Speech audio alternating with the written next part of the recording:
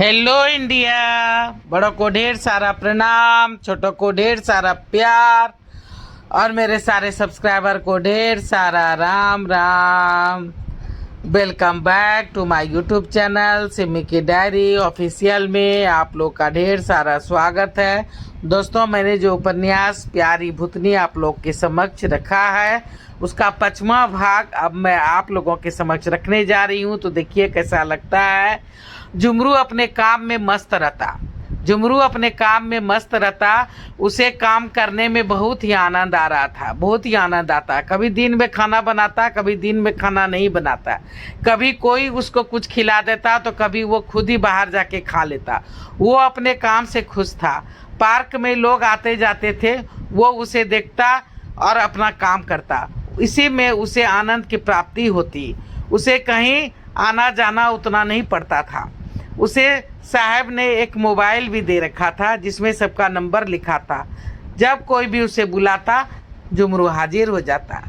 आखिर पढ़ा लिखा तो जुमरू था ही। दिन तो जुमरू का काफ़ी भागदौड़ में बीतता। शायद ही वो दिन में कभी आराम कर पाता या सो पाता। वो खाना भी नहीं बना पाता क्योंकि दिन में काफ़ी काम होते। शाम और रात उसकी अपनी थी।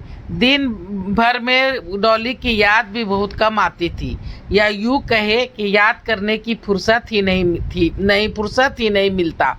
पर शाम होते ही जैसे ही पार्क बंद हो जाता, सिपाही ड्यूटी कर चले जाते, दरबान गेट पर ताला लगा देता, तब वो नितांत अकेला हो जाता। फिर वो बड़े प्रेम से खाना बनाता और डॉली का इंतजार करता। 10 बजते बजते डॉली आ जाती। दोनों खाना खाते, थोड़ी देर टहलते और फिर डॉली वहीं उसी बेंच पर जाकर के सो जाती थी। डॉली खाना खा के उसी बेंच पे जाके सो जाती थी। जुमरू रोज खाना बनाता और डॉली का इंतजार करता। डॉली 10-11 बजते बजते आ जाती। जुमरू और डॉली दोनों साथ में ही खाना खाते। जुमरू दिन भर की भागा दौड़ी डॉली को सुनाता। डॉली बड़े प्यार से सुनती, पर जब कभी वो बोलता कि मैं बरामदा में सो जाता हूँ तुम अंदर सो जाओ, तो वो गुस्सा जाती।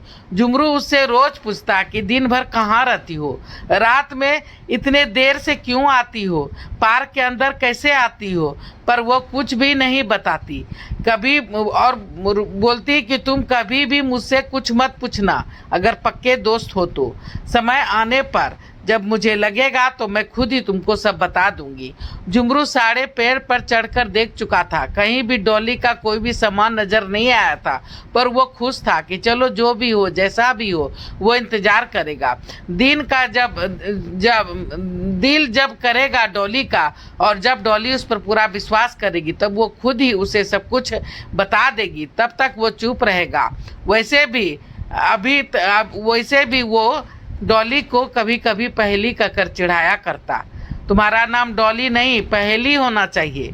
तो डॉली हंस कर रह जाती, बोलती नहीं पहेली मत बोलो, तुमने जो पहले नाम दिया है वही सही है, तुम्हारी भूतनी, तुम्हारी प्यारी भूतनी। जुमरू जल्दी जल्दी अपने कमरे में आया, तैयार हुआ, पैसे को संभाल कर रखा और किचन में गया। डिब्बे उल्टे पुल्टे देखा कि क्या है और क्या नहीं है। फिर उसने सामान की सूची बनाई और बाजार चला गया। आज पूरा दिन जुमरू का बाजार में ही बीता। बाजार से वापस आया, फिर सब सामान रखा और फिर से ताला बंद करके निकल गया। तो दरबान पूछता है कि क्या बात है बेटा, बड़ा जल्दी में हो, अभी अभी आए और अभी अभी फिर से चल दिए। तो जुमरू बोलता है काका आज वो सब इंस्पेक्टर साहब हैं ना। कौन? तो दरबान बोलता है कौन? वही दीक्षित साहब। हाँ, उनकी वो प्यारी सी बिटिया है ना रितु, जो कभी कभी पार्क में आती है खेलने के लिए। दरबान बोलता है हाँ बड़ी प्यारी बच्ची है, आज उसका जन्मदिन है, बुलाया है इसलिए जा रहा हूँ, आते आते रात हो जाएगी। काका तुम सो जाना, मैंने जो है सो दूसरी चाबी ले ली है, मैं गेट आके लगा भी दूंगा। ठीक है बेटा। जुमरू दीक्षित साहब के घर पहुंच जाता है। प्रणाम मैम साहब। मिसेज दीक्षित बोलती है आ गया जुमरू, ये लो लिस्ट और ये लो थैला, तुम कृष्णा मार्केट चले जाना। कृष्णा मार्केट में जो वो दुकान है शॉप नंबर 251, तुम तो गए हो साहब के साथ, देखे हुए हो, वहाँ अपना खाता चलता है, वहीं से सारा सामान ले आना, और ये 200 रुपया रखो, टेम्पू से आना और टेम्पू से ही जाना, देर मत करना, बहुत सारा काम है। जुमरू सामान लेकर आ गया था।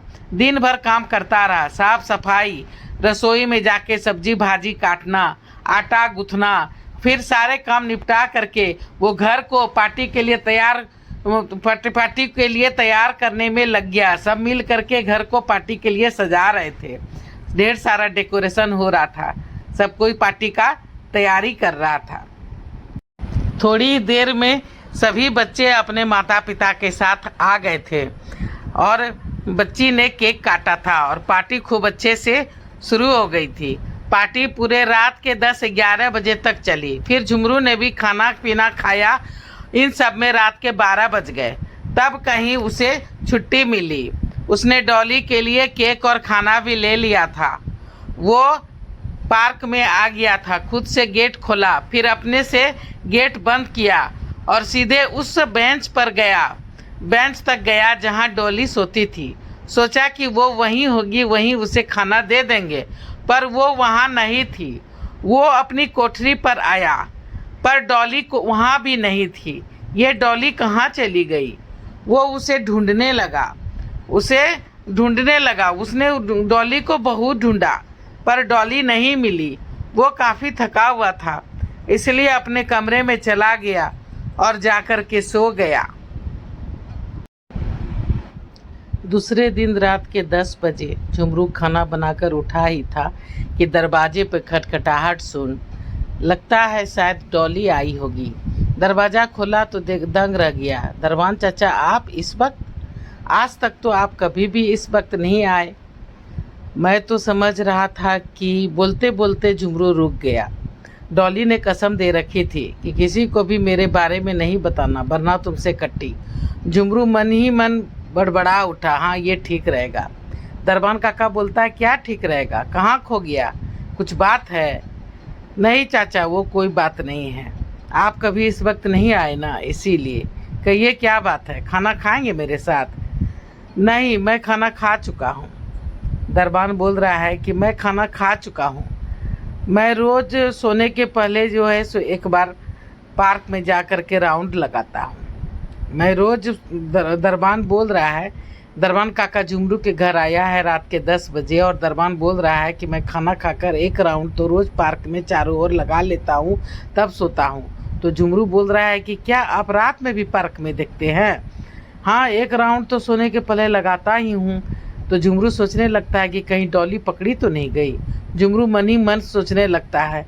दरबान बोलता है कि क्या सोच रहे हो? कहीं कुछ छुपा तो नहीं रहे हो? झुमरू बोलता है कि नहीं, ऐसी कोई बात नहीं है। दरबान बोल रहा है कि क्या बताएं, तुम्हें तो कुछ पता ही नहीं है। दिन भर इस तरह की बातें करने का मौका ही नहीं मिलता है। फिर इधर 2-3 महीने से तो सब कुछ ठीक चल रहा था, इसलिए तुम्हें कभी कुछ बताया नहीं और कुछ बचाना उचित भी नहीं समझा। सोचा कि बेकार तुम्हें क्यों डराऊं, इसलिए मैं तुमसे कुछ भी नहीं कह रहा था, लेकिन अब तो तुम्हें सचेत करना ही होगा। दरबान बोलता है कि 4 गार्ड है, 2 दूसरे दरवाजे पे रहता है और हम और बुधना इस दरवाजे पे रहते हैं। वो वाला दरवाज़ा 8 बजते बजते बंद हो जाता है और वो लोग लोकल हैं, अपने घर चले जाते हैं। बच गए हम और बुधना। बुधना और हमारे पास बस एक डंडा है और एक पिस्तौल। बुधना जवान है, मेरे गांव का है, इसलिए उसे यहाँ लाया था। नौकरी दिलवाई थी कि मेरी थोड़ी सी मदद हो जाएगी। वो यहीं मेरे पास ही गेट पर बने हुए क्वार्टर में रहता भी था, पर इधर कुछ दिन पहले उसे यहाँ की एक लड़की से शादी कर ली है और उसी का घर जमाई बन गया है। बच गया मैं। वो 8 बजते बजते चला जाता है। मैं बूढ़ा अकेला इतने बड़े पार्क की देखभाल रात भर कैसे करूं? दिन भर का थका रहता हूं, सो जाता हूं, और करूं भी तो क्या करूं? एक लाठी और एक पिस्तौल से मैं किस से लड़ूं? झुमरू बोलता है कि आखिर बात क्या है काका, आप तो पहेली बुझा रहे हैं। झुमरू मन ही मन घबरा रहा था। कल वो देर से आया था, कहीं डॉली के साथ कुछ ऊंच नीच तो नहीं हो गया। कितना बार कहा पर मेरी सुनती कहाँ है। झुमरू अपने में ही खोया था कि कि काका ने उसे झकझोरा। वो जैसे नींद से जागा। हाँ काका, मुझसे कुछ छुपा तो नहीं रहा है। एक बार झुमरू को लगा कि डॉली के बारे में सब बात बता दे, फिर वो चुप रह गया। डॉली ने अपनी कसम दे रखी है, अगर डॉली को पता चलेगा कि मैंने दरवान काका को सब कुछ बता दिया है तो शायद वो मुझसे नाराज हो जाए। इसलिए झुमरू ने कुछ भी बताना उचित नहीं समझा और उसने चुप्पी साध ली। बोला कि नहीं काका, मैं आपसे कुछ भी नहीं छुपा रहा हूँ। तो देखिए दोस्तों, भूतनी का 5वां भाग आप लोग को कैसा लगता है। पहली बार चैनल पे आए तो सब्सक्राइब कीजिए, लाइक कीजिए, शेयर कीजिए। अब मैं अपनी वाणी को यहीं पे विराम देना चाहती हूँ। जय भोलेनाथ, हर हर महादेव। और आप लोगों का ढेर सारा थैंक्स मेरा वीडियो को देखने के लिए।